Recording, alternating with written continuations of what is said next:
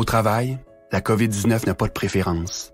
Employeurs, travailleurs, travailleuses, 40 ans d'expérience ou nouvellement dans le métier, le virus peut frapper n'importe qui, dans tous les milieux de travail, sans discernement. Pour passer à travers cette épreuve, nous devons tous compter les uns sur les autres en suivant les consignes sanitaires et en faisant preuve d'une vigilance de tous les instants. Et la CNESST est là, à vos côtés, pour vous soutenir. Pour en savoir plus, cnesst.gouv.qc.ca. Un message de la CNESST. Le commentaire de Mathieu Bock-Côté, dépensé pas comme les autres. Alors, mon cher Mathieu, tu as écrit sur ta page Facebook un texte hier qui est punch et qui fait beaucoup jaser sur les médias sociaux, ce qui m'insulte. J'aimerais que tu nous en parles. Oui, parce que, pardon, depuis hier soir, on a vu, tout le monde en parle. En fait, depuis 2 semaines, on nous explique que l'usage de certains mots peut être insultant, d'autres non. Bon, on connaît. En fait, on a construit une controverse, soit dit en passant, de toutes pièces. Hein. C'est-à-dire, à partir de la querelle, est-ce qu'on a le droit de prononcer le titre d'un livre? Nègre blanc d'Amérique ou Comment faire d'amour avec un nègre sans se fatiguer. Est-ce qu'on peut le prononcer sans le censurer? On est passé de ça à chercher à nous faire croire que tous les Québécois rêvaient simplement d'insulter à temps plein les Noirs et qu'il faudrait les calmer parce qu'ils seraient insensibles à la souffrance des minorités. Et là, on nous impose ce discours-là, comme si alors le point de départ, c'était quand même, est-ce que on peut juste prononcer le titre d'un livre, oui ou non?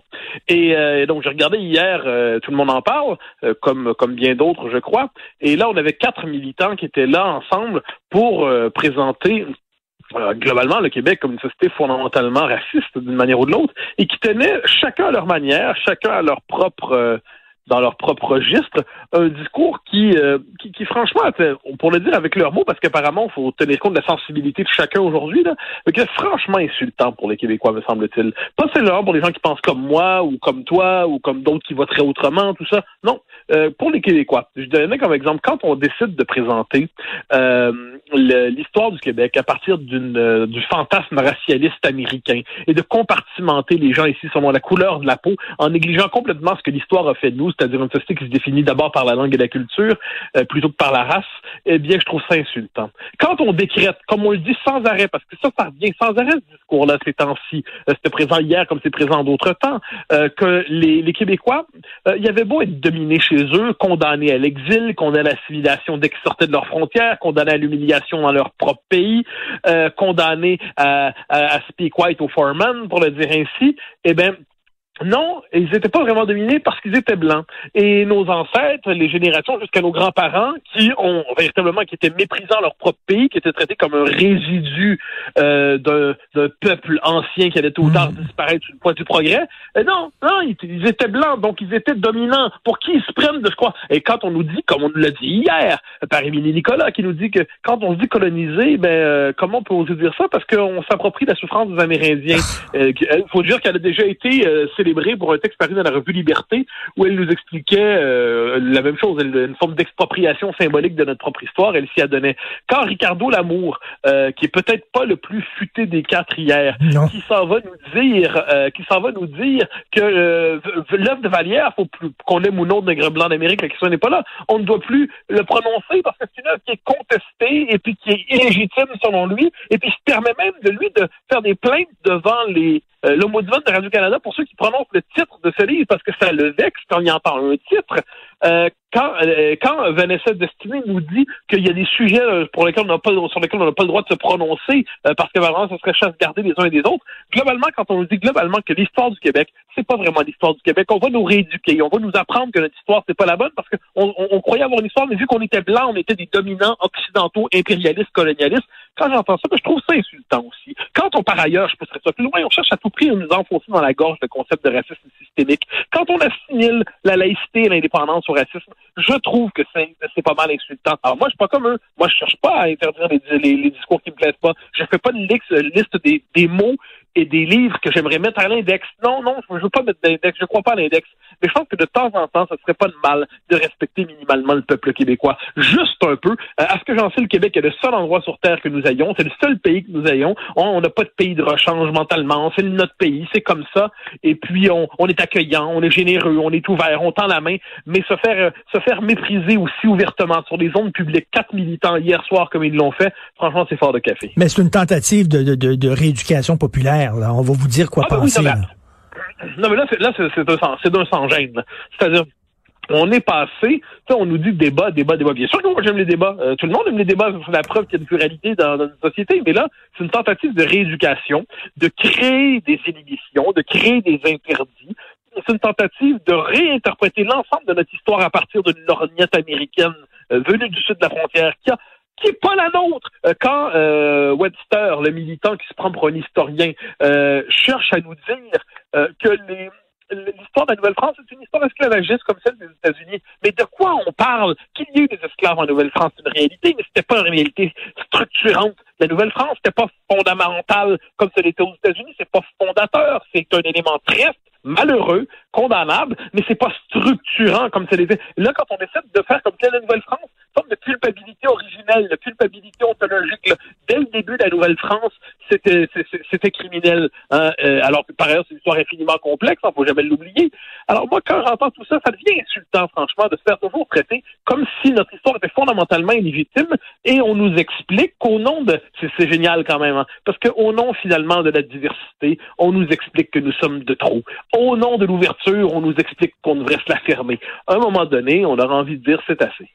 Et écoute, sur la page Facebook d'un militant noir québécois, un gars qui s'appelle Reneka, il écrit « Boucard Diouf, c'est le genre de noir que les Québécois blancs adorent. Il est docile, il est pas menaçant et surtout il est bien intégré parce que sa femme est gaspésienne. Que demander de mieux? Donc, c'est pas suffisant d'être noir, il faut être un bon noir. » Oui, et si je me trompe pas, Will Prosper a déjà traité Makakoto. J'en suis pas certain. Je pense que Makakoto de nègre de service, hein, si je me trompe pas. Alors là, c'est quoi? Donc, autrement dit, là, ça commence à être compliqué. Parce que pour être un vrai noir, il faut penser comme Will Prosper, Vanessa Destinée, Milly Nicolas, Ricardo Lamour ou Webster. Mais si autrement dit, nos codes culturels sont ceux de la société québécoise, de la francophonie davantage que du monde anglo-américain. Là, on n'est pas un vrai noir. Là, il faudrait qu'on finisse par comprendre finalement. Donc là, on nous dit qu'il y a les vrais puis il y a les pas vrais là, selon la couleur. C'est pas la couleur de peau qui fait que la chose, c'est l'orientation idéologique. Là, on entend ça. Ben, eux autres sont les gardiens. Eux autres sont les gardiens là, de l'identité noire. Ils l'ont chez eux. Là, ils ont encapsulé, embouteillé l'identité noire. Oui, ils le gardent dans leur armoire. Et ce sont les gardiens de l'identité noire. Et si tu ne t'agenouilles pas devant leurs reliques, tu n'es pas un bon noir. Alors là, c'est les noirs entre eux qui se jugent. C'est délirant, là. Ça, c'est de l'intégrisme identitaire, ça. Et là, on nous dit, parce que dans le racisme systémique aujourd'hui, hein, c'est la théorie du racisme systémique qui est apparemment, qui est une puissance, c'est génial. Le racisme systémique, on nous explique que personne n'a le droit de le contester, mais quand on regarde les définitions qui sont données, eh bien, soit elles sont contradictoires, mais toutes poussent à la censure, soit dit en passant. Mais moi, quand je vois cette espèce de discours racialiste et ainsi de suite, j'ai envie de simplement dire, un instant, cet intégrisme racial, cette volonté d'enfermer les gens dans leur couleur de peau, c'est pas comme ça que s'est construit le Québec. C'est pas ça le Québec. Le Québec s'est construit, c'est une politique véritablement le Québec, c'est la culture et la langue qui nous définit. Et la culture québécoise, on peut se l'approprier quand on vient d'ailleurs. Et puis d'ailleurs, on peut même en devenir un symbole quand on vient d'ailleurs. Puis il n'y a pas de souci avec ça. Puis les Québécois, franchement, là, sont pas si demandants que ça. Globalement, ils demandent seulement qu'on respecte leur existence collective, ce qui n'est pas exagéré, et qu'on fonctionne dans leur langue, leur code culturel, tout en sachant qu'une culture évolue, et ainsi de suite. Mais là, on est devant une forme d'intégrisme identitaire. D'ailleurs, il y a une formule en passant. Majorité blanche. Moi, je la lis de plus en plus souvent, majorité blanche. Mais qu'est-ce que c'est ça, la majorité blanche? Je veux dire, les Québécois, au Québec, la langue, c'est la langue et la culture. La minorité anglaise, qui est descendante, donc, symboliquement, de Durham et de la Conquête. Et puis, la majorité francophone, qui est descendante des colons français, de Papineau, d'Henri Bourassa, de ces gens-là. À ce que j'en sais, c'est pas exactement la même histoire, là. On le sait qu'on a été blancs, ne nous a pas empêché qu'on a été à certains moments ennemis. Aujourd'hui, on cohabite. Aujourd'hui, on participe à un même destin politique. Mais c'est pas la même histoire. Les fils de Durham ne sont pas exactement les mêmes que les fils de Papineau, à ce que j'en sais. Mais là, on crée artificiellement de majorité blanche. Mais ce qu'on nous demande, finalement, c'est de nous faire solidaires de l'histoire canadienne-anglaise par rapport, par exemple, au traitement des Autochtones. Alors que le Québec, à ce que j'en sais, a eu une toute autre politique envers les Autochtones. On nous demande d'être solidaires de l'histoire américaine par rapport à l'esclavagisme pour s'approprier l'histoire de l'esclavagisme américain, alors qu'on n'a pas du tout la même histoire. Et on doit se désolidariser de notre propre histoire pour passer le test de la modernité et de diversité. identitaire. Non, mais franchement, là, ça va faire. Là. Je regarde ça, il y a quelque chose là-dedans qui touche l'exaspération. J'ai reçu depuis hier soir beaucoup de messages de gens qui sont pas toujours d'accord avec moi, bien franchement, des gens avec qui on a souvent des désaccords très substantiels et très profonds, qui m'ont écrit, qui ont pris la peine de m'écrire pour me dire j'avais le même non, sentiment que toi en écoutant ça. On est gentil au Québec, je suis désolé. Quand il y a eu le massacre à la mosquée, mais on l'a pris personnel. Tous les Québécois, on a dénoncé ça. Quand il y a eu George Floyd aux États-Unis, on a marché dans la rue. Franchement, là, on n'est pas un peuple. Là. À les entendre, on est le pire peuple de la planète. C'est délirant, là. Et moi, je trouve que c'est un discours qui, finalement, c'est paradoxal. Hein. C'est un discours ces gens-là prétendent, les militants d'hier soir prétendaient parler contre le colonialisme. Hein. Mais c'est un discours colonisateur, finalement. C'est un discours colonialiste et colonisateur. Simplement que c'est du colonialisme américain. C'est du colonialisme américain. Moi, j'appelais ça quelquefois méchamment. Je dis que c'est l'accouplement morbide du racialisme américain et du multiculturalisme canadien.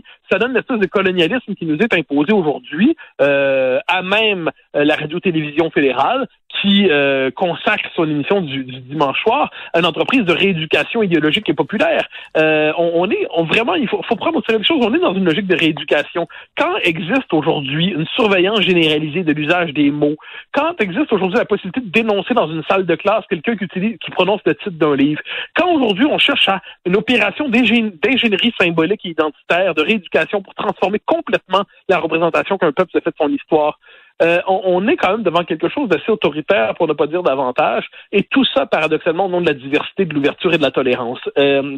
On est en droit, me semble-t-il, de rappeler que les anglo-saxons n'ont pas le monopole de la définition de la modernité, de l'ouverture, de la liberté, que le Québec a son propre chemin dans l'histoire, sa propre manière d'accueillir, qu'elle n'est pas illégitime, à moins de considérer qu'on soit de trop chez nous, ce qui semble être, me semble-t-il, la trame de fond de tout ce discours. Tout à fait, tout à fait. Je conseille vraiment aux gens là d'aller lire ton texte sur ta page Facebook qui s'intitule Ce qui m'insulte. Merci beaucoup, Mathieu Bock-Côté. Bonne journée. Bonne journée. Avec les solutions de télétravail de Vidéotron Affaires, vos employés auront tous les outils pour être aussi performants qu'au bureau. Des outils comme une connexion Internet Affaires installée à domicile ou des options telles que la vidéoconférence.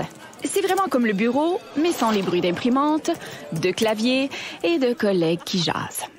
Ah, c'est bien le travail de la maison finalement. Assurez la continuité de vos affaires avec des solutions de télétravail sécurisées et adaptées aux entreprises de toute taille. La COVID-19 n'a pas de préférence. Employeurs, travailleurs, travailleuses, 40 ans d'expérience ou nouvellement dans le métier, le virus peut frapper n'importe qui, dans tous les milieux de travail, sans discernement. Pour passer à travers cette épreuve, nous devons tous compter les uns sur les autres en suivant les consignes sanitaires et en faisant preuve d'une vigilance de tous les instants. Et la CNESST est là, à vos côtés, pour vous soutenir. Pour en savoir plus, cnesst.gouv.qc.ca. Un message de la CNESST. Le commentaire de Mathieu Bock-Côté, dépensé pas comme les autres. Mon cher Mathieu, tu veux nous parler du mouvement Defund the Police, mais d'abord, Jacques Godin, un de nos plus grands comédiens qui est décédé. Mathieu, lorsque Michel Piccoli est mort en France, les réseaux de télé en ont profité pour repasser des films de Michel Piccoli, des entrevues qu'il avait accordées pour saluer sa mémoire. Bon, ici, Jacques Godin, penses-tu qu'ils vont ressortir Radio-Canada, qu'ils vont diffuser des téléthéâtres dans lesquels il était et tout ça? Ben non, il n'y a pas de transmission. Là. Il est mort, puis après ça, on pense à autre chose. Qu'est-ce que tu en penses? Je me souviens, pendant le confinement en France, le premier confinement, avant le deuxième et le troisième et le quatrième et le cinquième, ils ont diffusé des films de Louis de Funès, simplement. Et c'est comme si, dans un moment de crise, dans un moment de drame, on se tournait vers les grands moments de l'histoire du cinéma en France, l'histoire culturelle nationale, puis on ressoudait les Français, on ressoudait la nation autour de cette mémoire partagée, mais ça implique d'avoir un rapport intime avec ces grands créateurs, un rapport intime avec ces grandes œuvres, de valoriser ce patrimoine. Le drame, c'est que je suis pas certain que les Québécois valorisent leur patrimoine, qu'ils savent qu'en faire, comme si d'une certaine manière, ça appartenait à un monde ancien, et nous ne savons pas exactement quoi faire avec nos grands, ce qui fait qu'une bonne partie de notre patrimoine dort ou moisit ou se décompose. C'est malheureux, Achille Moinet, Godin, qui est à la console, tantôt nous a fait entendre un extrait là, de Des souris et des hommes, la fameuse adaptation télévisuelle avec Jacques Godin du roman de Steinbeck. Et je te jure, j'avais des frissons, là, j'avais le poil au garde à vous parce que ça a marqué ma jeunesse, cette affaire-là. Et j'aimerais ça que les plus jeunes le revoient, ce truc-là. Là, même. C'est pas le rôle de Radio-Canada puis de Télé-Québec de diffuser aussi, de faire vivre notre patrimoine. C'est pas leur rôle. Non, leur rôle, c'est de rééduquer la population pour l'amener à penser correctement selon les codes actuels du régime diversitaire. Ne mélangeons pas les choses. mais oui, théoriquement, dans un monde parallèle qui s'appellerait le monde d'avant la révélation diversitaire et le politiquement correct, ça serait le rôle, effectivement, des grandes sociétés d'État, de la télévision publique, radio publique, d'assurer la survie, la diffusion, la réinvention de ce patrimoine culturel. Je crois que ce serait absolument essentiel, mais je redoute aujourd'hui ce qui se passerait si on rediffusait certaines de ces séries, que ce soit Godin ou d'autres, parce que je devine qu'on trouverait toujours un mot à reprocher ou un autre. Je me rappelle un article récent dans la presse d'une journaliste qui demandait que faire avec la rediffusion d'anciennes séries télé qui portent des préjugés envers tel ou tel groupe. Ben oui. Qui sont tout simplement plus drôles. Comment peut-on? Faudrait peut-être créer un comité pour savoir ce qu'on peut diffuser aujourd'hui ou non. Mon Dieu, le jour où ils vont décider de repasser dans ses comptes, j'imagine le comité qu'il va falloir créer pour les avec les baptistes. Mais t'as raison, parce que l'adaptation de Des souris et des hommes, le personnage joué par Jean Godin était un déficient intellectuel qui tue une femme. Donc, on est en train de dire que tous les déficients sont des meurtriers. Ça n'a pas de bon sens. On peut pas diffuser ça, voyons. Donc c'est pour ça que moi je suis assez triste devant cela, parce que on nous oblige aujourd'hui à faire de la politique avec tout, alors que théoriquement la politique devrait être encore une fois dans ce monde parallèle qui est simplement le monde d'avant-hier. La politique a pour vocation d'assurer la concorde de la cité, la prospérité de la cité, la transmission du patrimoine de civilisation. Aujourd'hui, on a demandé à la politique de reconstruire intimement jusqu'à nos sentiments, jusqu'à notre représentation du désir. Je me rappelle dans Le Devoir cet été, une artiste demandait à ce que l'État intervienne pour modifier la représentation du désir dans le cinéma et la littérature. Bon. OK, qu'est-ce qu'on fait là-dedans? Donc, le rapport aux œuvres, le rapport à la culture ne structure plus notre imaginaire. On demande aux œuvres d'être d'abord et en tout pédagogique, de relayer la bonne vision du monde. De ce qui vient du passé, nous ne l'acceptons que si c'est sous le signe du musée des horreurs ou ce qui annonce notre génie actuel. Donc, les œuvres qui viennent surtout dans le cas de Godin, je pense beaucoup à des éléments des téléséries québécoises, des grandes certains dans le téléthéâtre aussi. J'ai l'impression qu'on est comme culture, on est de moins en moins capable de recevoir notre propre héritage. Je le dis avec tristesse, mais c'est un héritage qui théoriquement devrait et pourrait nous féconder. Mais nous n'en voulons. C'est même pas qu'on ne veut plus nous-mêmes, c'est qu'on sait même plus qu'on pourrait le vouloir. Et Mathieu, Yves Desgagnés me disait, il était professeur à l'École nationale de théâtre, donc il enseignait à l'École nationale de théâtre, et ses étudiants, et là c'est pas des étudiants ordinaires, là, c'est des étudiants qui allaient à l'École nationale de théâtre. Donc, ils sont sensibilisés à la culture. Ils ne connaissaient pas Michel Tremblay. Je veux dire, ah oui, quand même. Tu sais, les bras, ils sont tombés, là. Ouais, bon, là, on part de loin. Hein. On part de loin. La séance de rattrapage sera longue, mais en fait, c'est le drame de la culture québécoise contemporaine. On a cru, c'est le paradoxe de 1960. On a cru en 1960 liquider tout le passé en disant c'est la grande noirceur, puis on recommence maintenant, puis on repart une nouvelle culture québécoise. Puis Dieu sait qu'on a quand même créé des très belles choses à partir de là. Mais on a quand même décidé de refonder ça sur le mythe de la table rase. Je dis pas que c'est la vraie table rase, mais c'était le mythe de la table rase. Aujourd'hui, on est en train de nous refaire le coup de la grande noirceur avec tout ce qui précède la révélation diversitaire. Donc là, c'est les œuvres, Tremblay, ça sonne pas trop canadien-français. C'est inquiétant, ça. C'est pas discriminatoire. Donc, on se retrouve avec tout un univers de sens que nous ne savons plus que nous pouvons vouloir. C'est pour ça que j'insiste là-dessus. Moi, j'ai toujours aimé les séries de télé des années 90, début des années 90, je vous donnais dans ces comptes tantôt, et Scoop, pour une raison toute simple, que c'est de la culture, c'est de la télé, mais c'est de la culture populaire. Hein. Mais en même temps, c'est Régent Tremblay qui faisait ça dans ce cas-là, non pas Michel, mais Régent. Et ce qui est intéressant là-dedans, c'est que ça donne une image d'un Québec en transition. C'est-à-dire, c'est le Québec qui porte encore la vieille cohérence qui a toujours été la sienne, mais qui est assez fort pour se sentir moderne, debout, tendre la main, sourire, parce qu'on est justement assez fort pour pouvoir tendre la main sans avoir l'impression d'être à genoux. Et ça, c'est un moment très particulier de notre histoire qui va avorter le 30 octobre 1995 pour les raisons que nous savons. Mais c'est un moment où on avait cette cohérence qui nous a permis de traverser les siècles, mais qui en même temps, on a la fierté de la société moderne.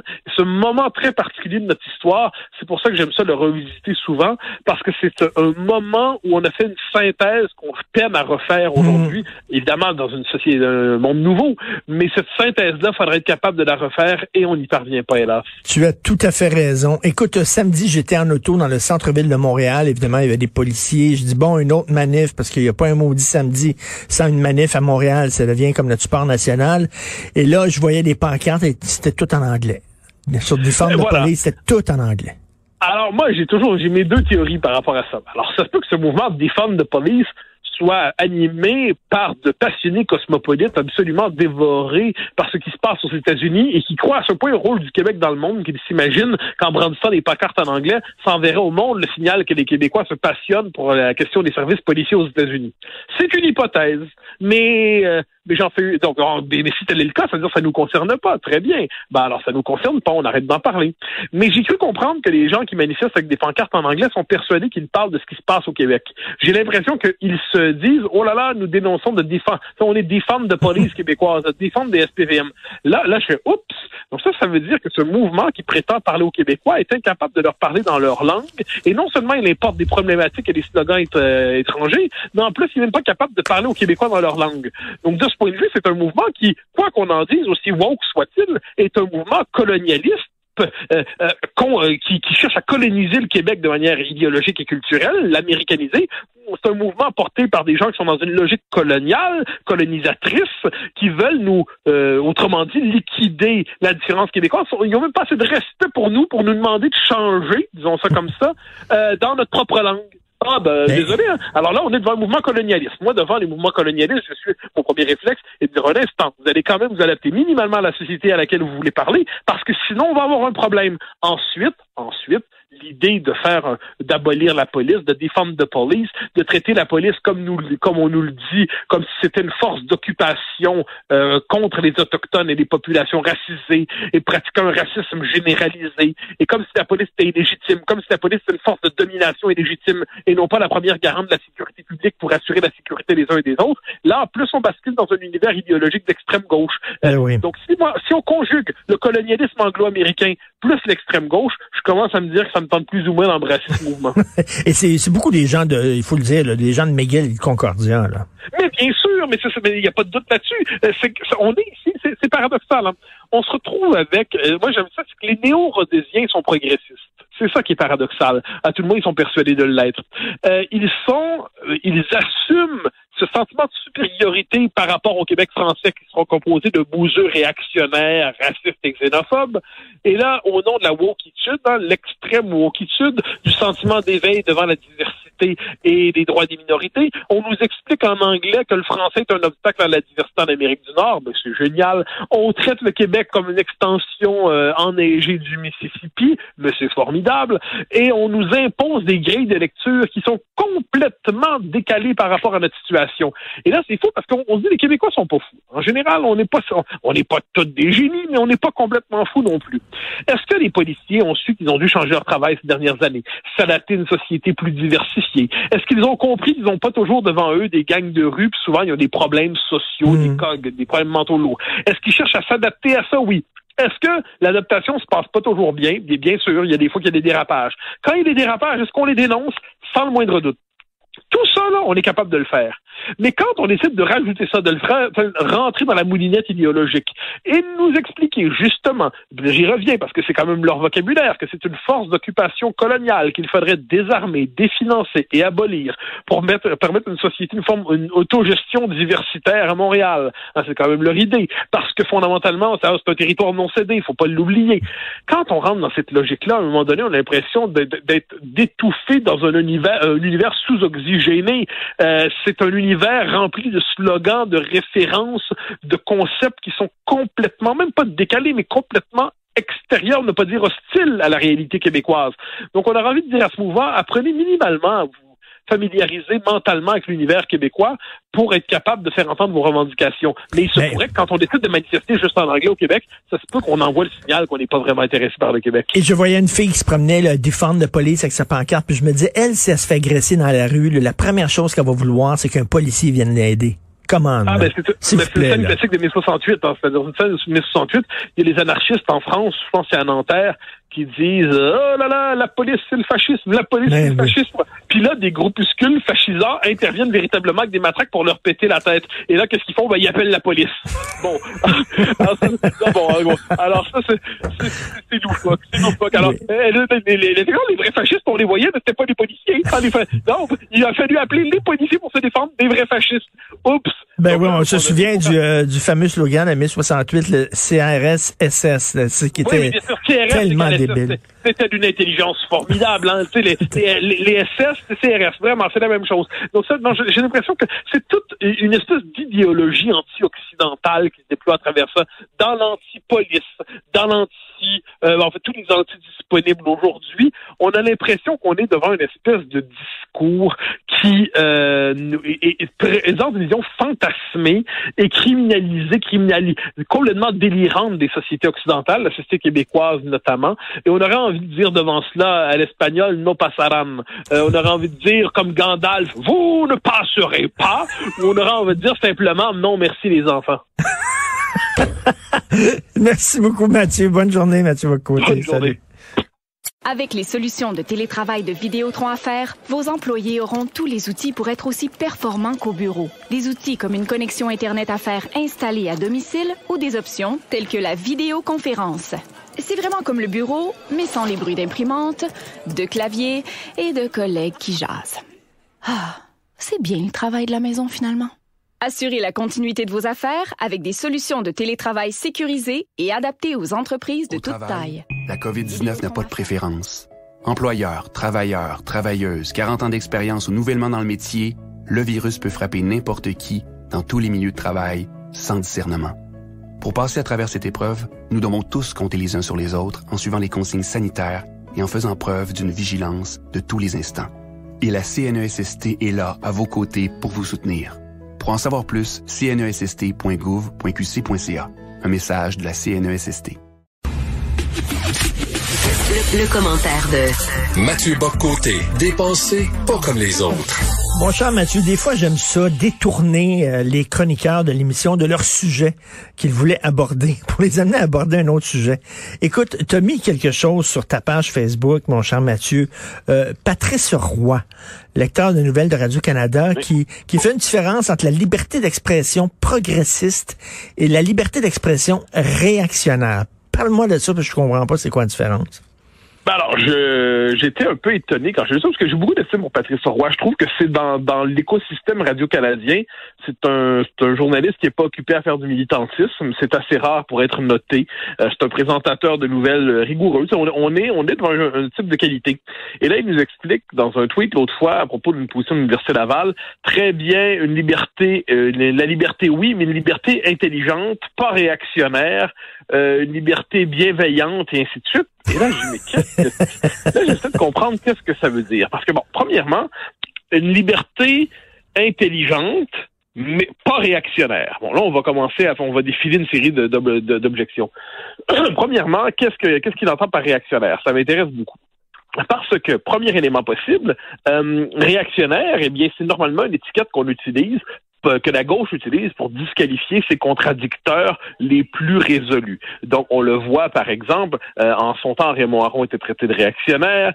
Aujourd'hui, le terme est utilisé pour attaquer ceux qui critiquent la théorie du genre, l'immigration massive, le multiculturalisme, le mot réactionnaire, la laïcité même. Donc, la notion de réactionnaire sert à ça. Premier élément, donc qui est assez... il nous dit, est-ce qu'on doit comprendre que ces courants-là doivent pas avoir accès à l'espace public? Je ne pense pas, mais je comprends. Mais qu'est-ce qu'il veut dire alors? Deuxième option, une liberté d'expression réactionnaire. Une liberté réactionnaire, ça me fait penser à Marcuse. Herbert Marcuse qui disait la liberté, oui, la liberté d'expression, mais pas pour les postures qui vont contre l'émancipation. Donc là, Qu'est-ce que ça veut dire, ça? C'est-à-dire qui va contre l'émancipation. On le sait à l'époque, ce que ça veut dire, c'est en gros, la gauche dit la liberté d'expression, c'est bon pour nous, parce que nous, on en fait un usage légitime qui permet de désaliéner la population, mais ça ne doit pas permettre la reconduction des discours des structures de pouvoir bourgeoises. Aujourd'hui, on dirait raciste, sexiste, phobe, et ainsi de suite. Donc, la liberté d'expression, c'est pour ceux qui contestent l'aliénation. Bon, est-ce que c'est ce que nous dit Patrice Roy? Si tel est le cas, je suis étonné. Troisième élément qui me semble assez important, on dit une liberté d'expression intelligente, pas réactionnaire. Alors là, j'ai un problème parce que je me dis, bon, ben là, est-ce que ça veut dire que pour peu qu'on prenne l'expression réactionnaire au sérieux, là, c'est-à-dire la tradition anti-moderne, eh ben, est-ce que ces gens-là sont pas intelligents? C'est-à-dire, prenons le plus lointain, Joseph de Maistre. Aujourd'hui, on s'inspire pas de Joseph de Maistre avec raison, c'est un univers qui est plus le nôtre. Mais dire qu'il est pas intelligent, ça me semble le plus rapide. Plus récemment, quelqu'un qui est pas un héritier de Maistre du tout, Denis Tillinac, qui a écrit Du bonheur d'être réac. Du bonheur d'être réac. Alors, est-ce qu'il n'est pas intelligent parce qu'il est réac? Quand on traite Finkielkraut, Onfray, Houellebecq de réac, qu'est-ce qu'on fait avec ça?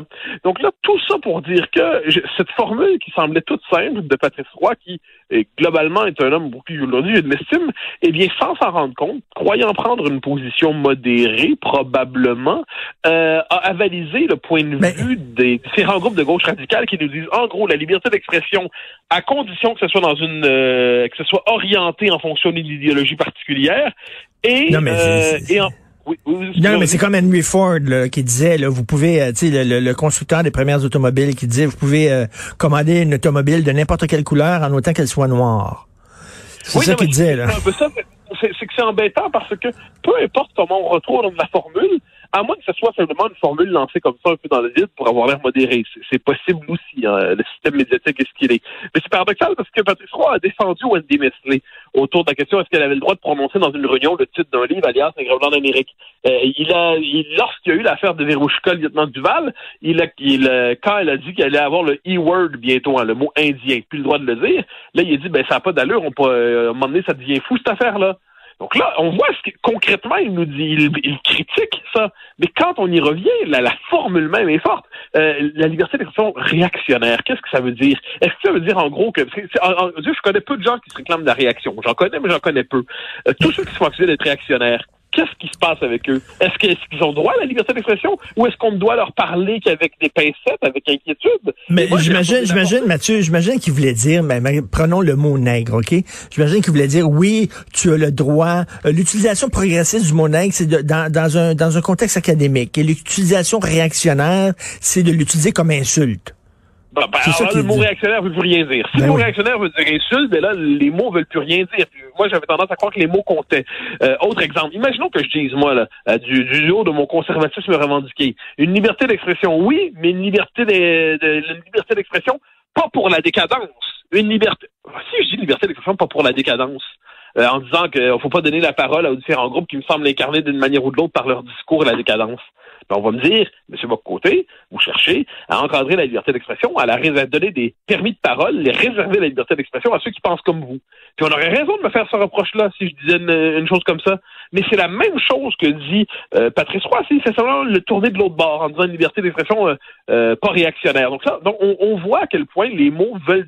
On s'en rend pas toujours compte de la portée des mots qu'on utilise, mais ce qui est certain, c'est que quand on voit le débat public aujourd'hui en général, on a trop souvent ces différentes nuances de progressisme, et puis le conservateur vaincu d'avance, le conservateur qui accepte à l'avance d'être vaincu, peut être invité de temps en temps pour avouer qu'il a perdu. Et il va falloir se questionner un peu sur ça, c'est-à-dire la liberté d'expression, moi je suis là-dessus assez... pour une fois, je suis plus proche des Américains que sur d'autres là-dessus. Sur le plan formel, moi, elle doit être maximale. En fait, je suis culturellement français sur la liberté d'expression et juridiquement américain. En gros, je suis québécois. C'est-à-dire que je pense que culturellement, on doit avoir le droit de tout dire. Toute forme de censure est absolument scandaleuse, sauf des trucs qui relèvent de la diffamation, évidemment, ou de l'appel à la violence. Mais on doit avoir ce désir de liberté et on ne doit pas se laisser enfermer dans quelque contexte que ce soit, puis on doit juridiquement avoir la liberté d'expression qui est protégée. Et c'est pas ce qui se passe en ce moment. Donc moi, je pense qu'il faut faire attention, puis surtout, il faut faire attention quand on utilise des termes comme réac, parce que c'est quand même ça. Quand je lis, par exemple, le Nouvel Obs, ou l'Obs, maintenant on l'appelle ça, ou les différents magazines de gauche qui font en France, aux 2 ans, une en faisant la liste des réacs. fréquentables qu'on peut éviter. C'est ça, le terme réactionnaire sert à faire des listes de proscrits et de parias qui ne doivent plus être invités dans l'espace public. C'est à ça qu'il sert aujourd'hui. Et comme si la gauche n'insultait pas, comme si la gauche harcelait pas, là. Une liberté d'expression bienveillante. Je veux pas être vexant, mais si Patrice Roy croit que dans l'université, les professeurs quand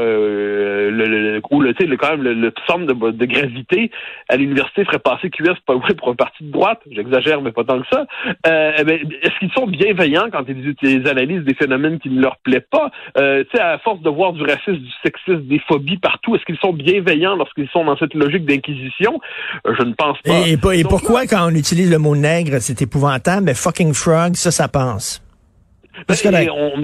On peut poser la question même autrement. Pourquoi est-ce qu'on est absolument indigné par ce qui est arrivé à George Floyd? On a avec raison d'être indigné, mais qu'on l'est modérément pour ne pas dire qu'on oublie quand ça arrive à Samuel Paty.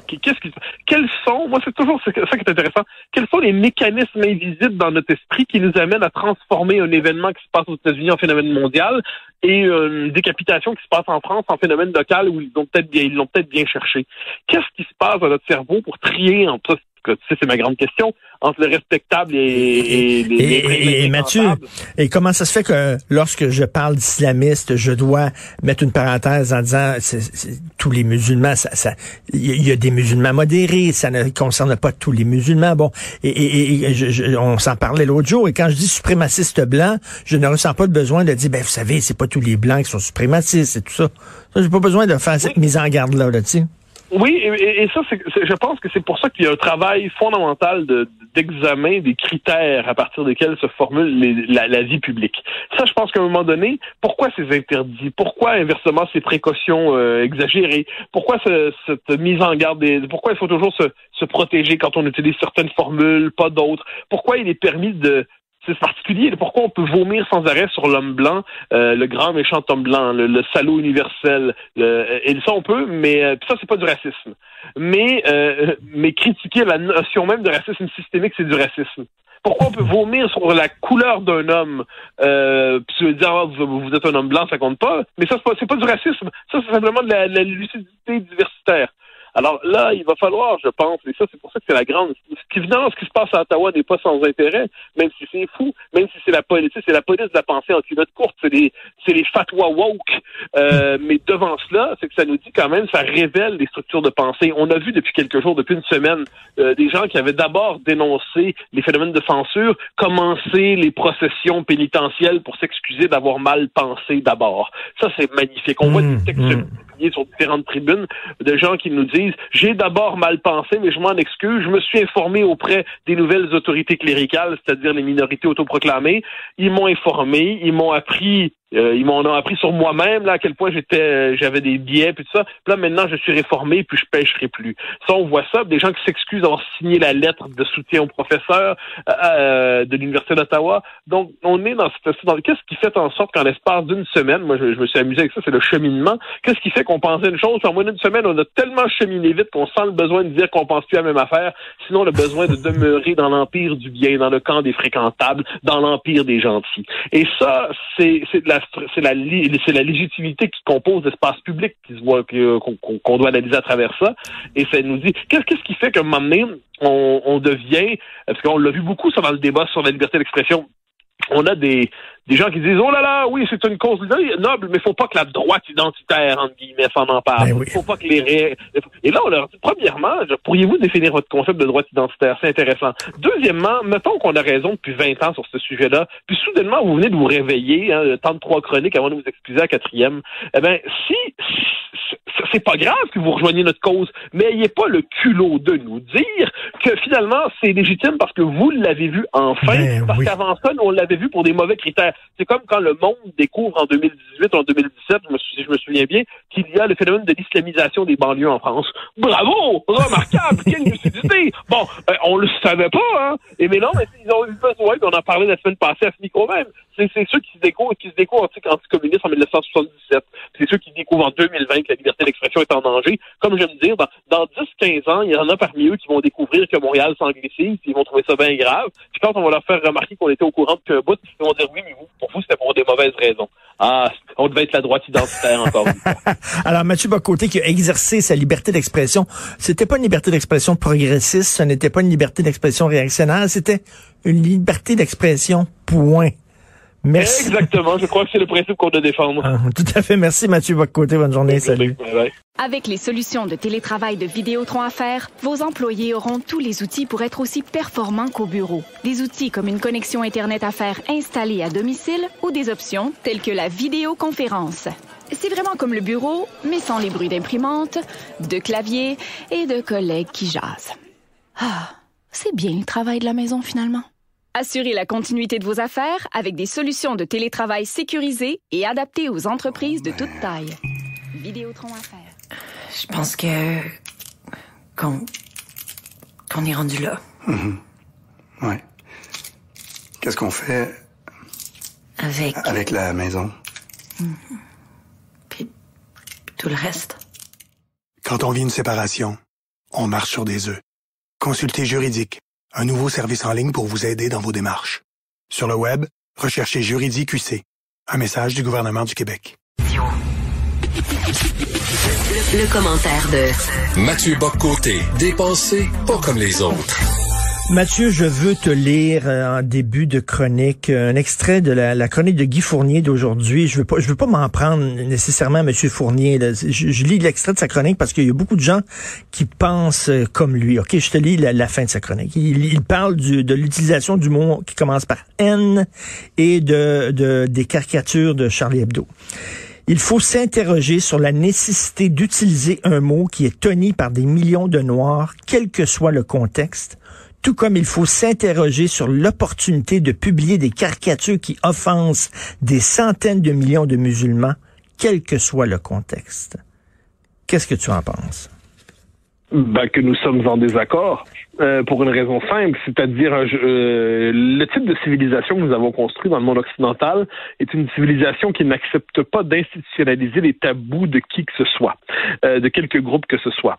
Il n'y a pas dans notre univers, les mots, à moins de considérer qu'un mot en tant que tel est une puissance quasi divine, aucun mot n'est compréhensible à l'extérieur du contexte où on le formule. Moi, ce qui me fascine, c'est que depuis 2 semaines et demie, en gros, on cherche à faire croire que les Québécois rêvaient seulement d'insulter les Noirs à répétition. Il a fallu leur dire de se calmer en cessant de répéter le fameux N-word. Mais le problème, c'est que personne n'a jamais réclamé le droit d'utiliser le N-word. On réclame simplement le droit de prononcer le titre d'un livre sans l'amputer. Donc, on dit « Nègre blanc d'Amérique ». Pourquoi on dit nègre blanc d'Amérique? Parce que c'est le titre. On dit comment faire l'amour avec un nègre sans fatiguer? Parce que c'est le titre. C'est tout. Ensuite, parce qu'on est des gens civilisés, on n'utilise pas ce mot en général. On est parfaitement conscient de sa charge. Par ailleurs, Denis Laferrière nous a rappelé, et ça c'est une chose importante, que si on était capable mentalement de s'extraire du contexte anglo-américain, américain en fait, qui dévore tout aujourd'hui, qui dévore l'expérience humaine, qui écrase l'expérience humaine en croyant en avoir le monopole sur elle, eh bien, on comprendrait que les mots ont quelquefois plus d'une signification. Mais laissons ça de côté. Pour les caricatures, j'ai une estime pour M. Fournier, mais pour moi, ça, c'est un geste qui relève de l'esprit de capitulation. C'est-à-dire, je ne doute pas que dans les pays musulmans, ces caricatures-là puissent être offensantes, qu'elles le soient, et puis parfaites, bon. Mais ici, dans le monde occidental qui est le nôtre, aucune religion n'est en droit d'imposer à l'espace public et aux citoyens ces interdits de représentation, ces interdits culturels, ces interdits théologiques. C'est comme ça. Et je pense que ce n'est pas en faisant la moindre concession aux islamistes qui cherchent par ailleurs à hystériser l'opinion dans les pays d'islam comme en Occident, à hystériser l'opinion en créant un interdit absolu qu'on va gagner. Parce que le jour où on recule là-dessus, on recule sur un autre point, et un autre point, et un autre point. Alors non, pour moi, il n'y a aucun doute là-dessus. D'ailleurs, ne nous trompons pas. Si les islamistes frappent autour des caricatures, ils ne frappent pas qu'autour des caricatures. Aujourd'hui, ce qui vient de se passer à Nice, une vieille dame égorgée, que disent égorgée, décapitée dans une église. Pour ce que j'en sais, les femmes pieuses et catholiques ne sont pas des représentantes exemplaires de Charlie Hebdo. Pourtant, elles y passent aussi. Le père Hamel, qui s'était fait égorger, on dit pudiquement en France, une attaque au couteau à la gorge, que c'est joliment dit, que s'était fait égorger. Hein? Et puis, on peut faire la liste. Hein? Les victimes de Mohamed Merah, hein? les enfants juifs victimes de Mohamed Merah, c'est parce qu'ils étaient aussi Charlie, ceux-là. Alors là, à un moment donné, il faut vraiment arrêter avec ça. C'est comme si on cherche à ce point à rationaliser l'action de l'agresseur qu'on en vient presque à le légitimer sans s'en rendre compte. Alors non, moi, j'embarque pas là-dedans, mais pas du tout. Puis j'ajoute que une religion, dans le monde moderne, est capable de prouver, je dirais, sa compatibilité avec l'esprit de libre analyse du monde moderne en acceptant que ceux qui n'y croient pas en parlent à leur manière et sans en parler comme des croyants. C'est-à-dire je pousserais ça plus loin. Moi, personnellement, je parle pour moi-même intérieur, quand on décide que le jour où on décidera de transgresser de la manière la plus offensante qui soit, puis ça arrive quand on pense seulement au Piss Christ, hein, on s'en souvient, ce crucifix touillé dans l'urine. La vérité, là, c'est moi-même intérieur à Mathieu Bock-Côté, il trouve ça dégueulasse, il trouve ça abject, il trouve ça odieux, je trouve ça scandaleux. Mais qu'est-ce que je dis après ça? Je fais un texte. À la rigueur, si je fais pas un texte, on organisera, s'il le faut, une protestation symbolique et démocratique devant je ne sais quel lieu, hein, toujours possible. Mais on se donne pas le droit de tuer les gens qui décident de ne pas traiter les objets auxquels je tiens comme je le souhaiterais moi-même. Et ça, à un moment donné, à intérioriser toujours les interdits, soit de l'islamisme, soit de différentes minorités radicales qui veulent multiplier les interdits, eh bien, on va plus rien dire. D'ailleurs, j'ajoute, Verouchka, le lieutenant Duval, nous a expliqué que le commissariat politique, hein, j'adore ça, dire ça comme ça, comme ça, le commissariat politique à l'intérieur de son université, hein, le bureau de gestion de l'inclusion et de la diversité, a dit aussi que le E-word, hein, le mot et le I-word indien, qu'il faudrait bientôt bannir. Et puis, elle-même réclame une liste de mots interdits pour savoir comment mieux naviguer dans les interdits de la diversité. Non, mais, comme qu'il dirait en bon français, no way, là. On est dans un environnement mental qui pousse à la censure généralisée. Et non, ce n'est pas en faisant le cadeau aux censeurs d'une génuflexion que nous progresserons. Tout à fait. Et là, un attentat dans une basilique, on est en plein clash des civilisations de Samuel Huntington. C'est ça, là. Comme le disait Finkielkraut, qui encore une fois ne se trompait pas, le choc de civilisation a lieu et il y a à l'intérieur même de la communauté nationale française. C'est-à-dire, on se retrouve avec des assassins, des tueurs, des terroristes islamistes qui représente en quelque sorte le bras armé d'un esprit de conquête. Dans un contexte plus large que celui d'Erdogan, qui annonce vouloir punir la France, l'humilier. Et moi, ce qui me frappe à travers ça, c'est la portée symbolique de la France. Pourquoi la France est encore visée? Parce qu'elle incarne en Occident, je pense, un autre modèle de civilisation. Elle incarne une conception de la liberté, des mœurs, des rapports entre les hommes et les femmes. Elle incarne un esprit de laïcité. Elle incarne aussi, par ailleurs, ne l'oublions pas, c'est la fille aînée de l'Église. Elle incarne cette espèce d'esprit de liberté magnifique. Moi, entre ces deux versions de l'Occident qui s'appellent la France et les États-Unis, je n'hésite pas un seul instant. Et je pense que ce qui fait qu'aujourd'hui, c'est le paradoxe. Hein.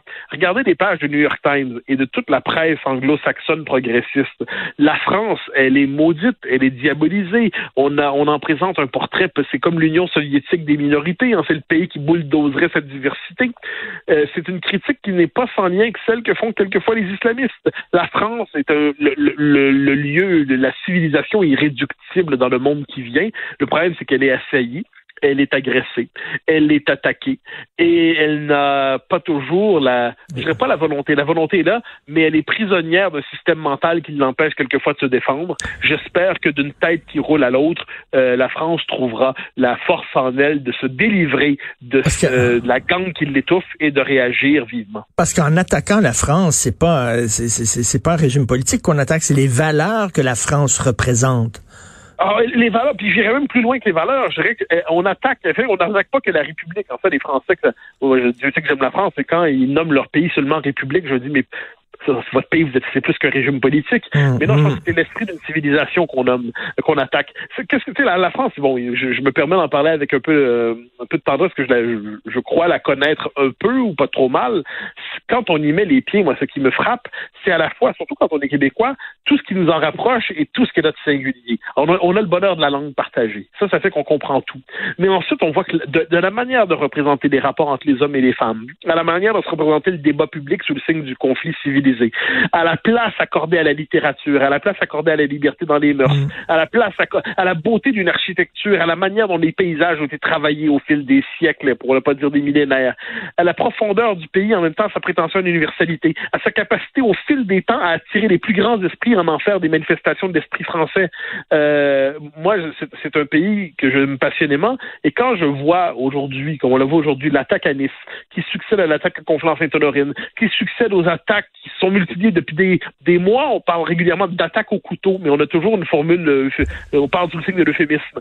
Pour moi, c'est la France est agressée, la France est défendue. Marie-Louise Arsenault de Radio-Canada parlait à Michel Onfray et du prof décapité. Elle disait oui, mais quand même, tu sais, la France est un peu responsable. C'est ce qu'elle disait. Là. La France est un peu responsable par le contexte socio-politique, etc. Écoute, là, rendre la victime responsable, ça n'a pas d'allure. Soyons honnêtes. La vérité m'oblige à dire que je n'accorde pas une puissance intellectuelle démesurée à Marie-Louise Arsenault.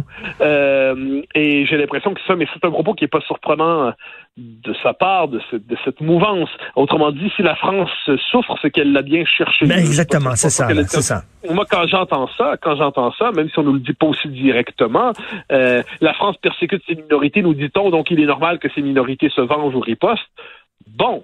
Alors ça, ce qu'on croit, c'est la France l'a bien cherché. Autrement dit, quand ce discours qui culpabilise l'agressé et qui sanctifie l'agresseur, je trouve ça singulier comme posture intellectuelle. Ce n'est pas surprenant, mais c'est l'esprit, c'est un esprit de déloyauté, pour le dire d'un euphémisme. Et quant à moi, j'ai l'impression que la France, qui est un pays qui a été capable de fabriquer des Français avec des gens qui viennent de partout dans le monde. À un moment donné, cela dit, il y a la question de l'immigration massive. Il y a toujours des limites aux capacités d'intégration. Ça, c'est un problème en soi. Mais un pays qui se fait aussi agresser aussi souvent au nom d'un étendard qui est celui de l'islamisme, eh bien, ce pays est en droit de se défendre sans gêne, est en droit de se défendre sans s'en vouloir. Ça m'apparaît évident.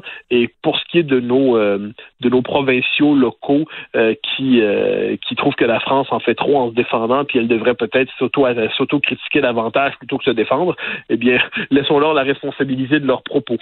Merci Mathieu, tes paroles de ce matin sont un petit baume sur ce qu'on ressent, la tristesse qu'on ressent et l'inquiétude qu'on a aujourd'hui. Merci beaucoup Mathieu Bock-Côté. Bon, salut. Avec les solutions de télétravail de Vidéotron Affaires, vos employés auront tous les outils pour être aussi performants qu'au bureau. Des outils comme une connexion Internet Affaires installée à domicile ou des options telles que la vidéoconférence. C'est vraiment comme le bureau, mais sans les bruits d'imprimante, de clavier et de collègues qui jasent. Ah, c'est bien le travail de la maison finalement. Assurez la continuité de vos affaires avec des solutions de télétravail sécurisées et adaptées aux entreprises de toute taille. Des réponses sur la COVID-19.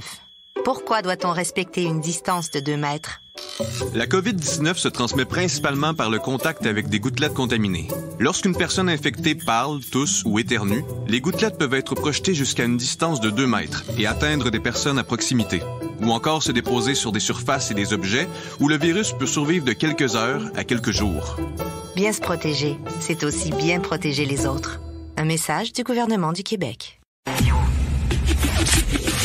Le commentaire de Mathieu Bock-Côté, dépensé pas comme les autres.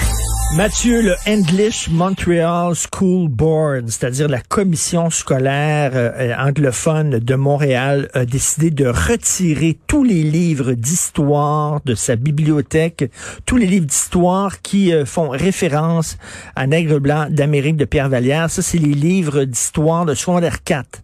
Alors, on les a tous retirés de toutes les bibliothèques de toutes les écoles. C'est fou, là. Tu me l'apprends au moment même, oui. Mais cela dit, puis bon, je lirai sur la chose, mais pour ce que tu m'en dis, c'est pas surprenant. c'est la logique, c'est l'étape c'est la recréation de l'index, c'est la multiplication des livres interdits, c'est la logique de la purge, c'est la logique de l'épuration.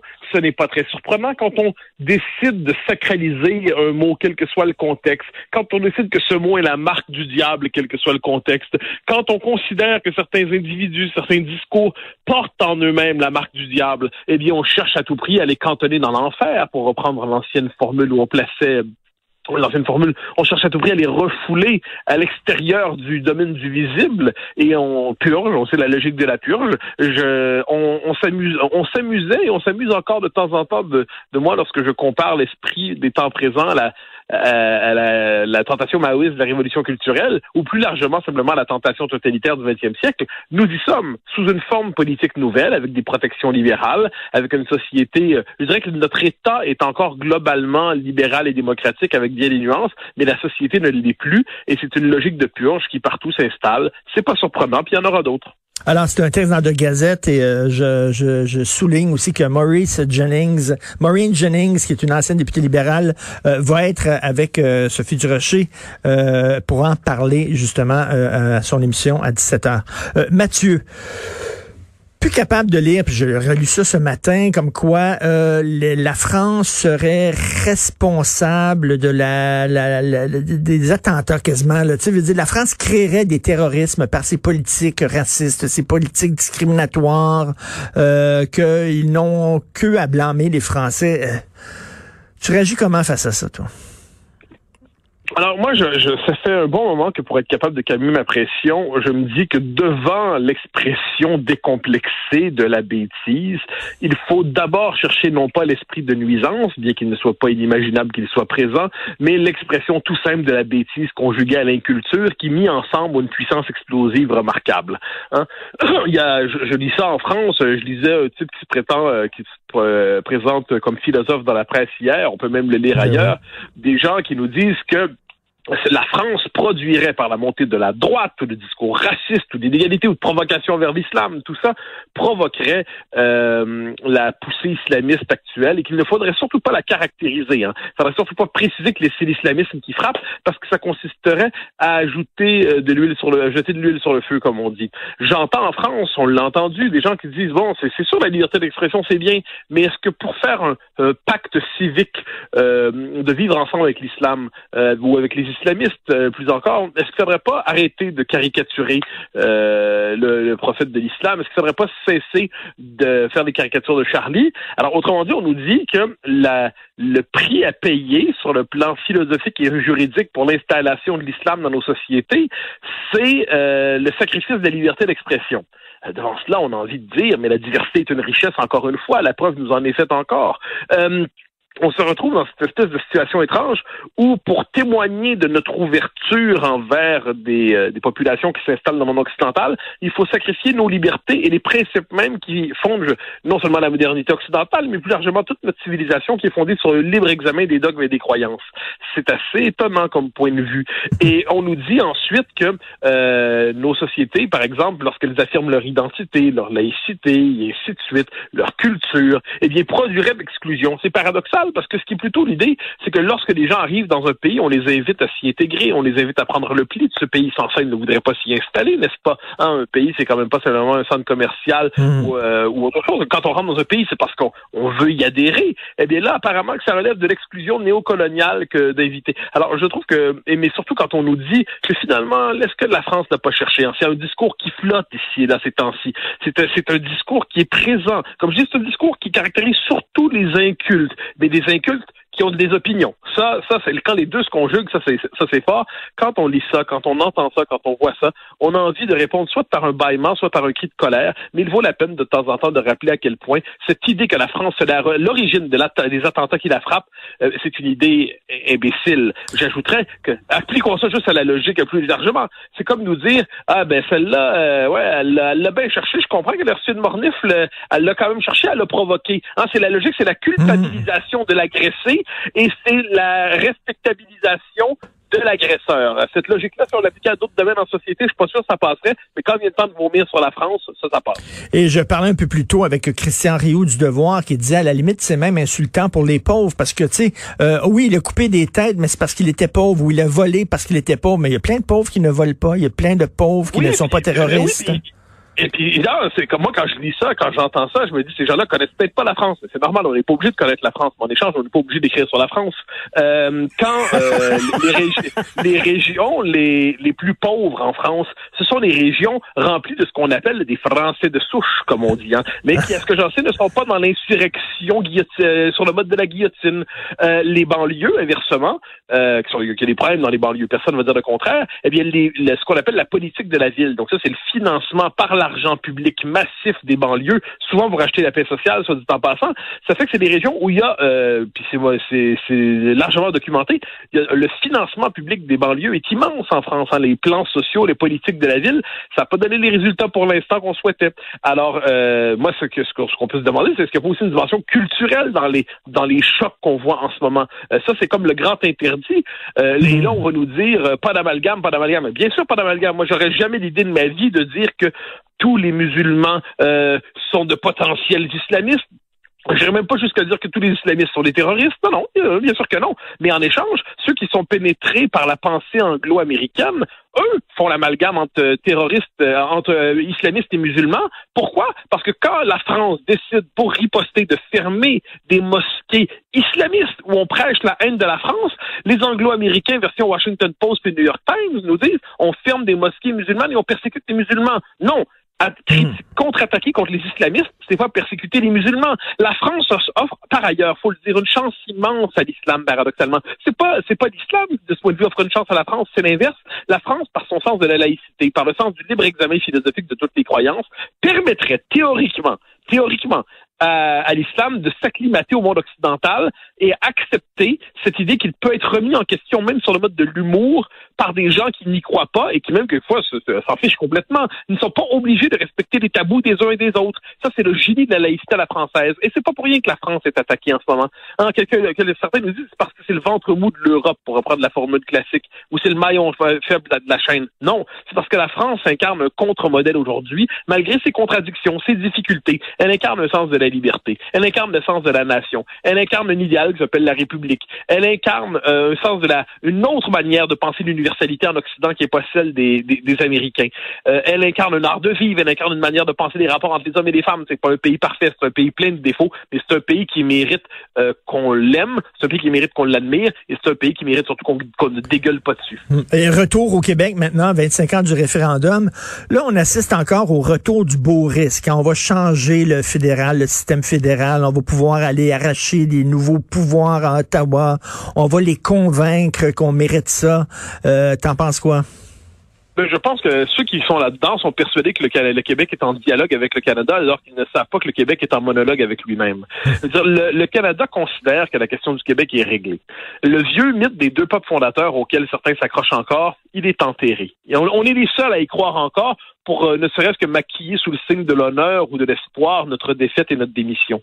Le fait est que dans le Canada, notre poids démographique et politique n'a jamais été aussi faible.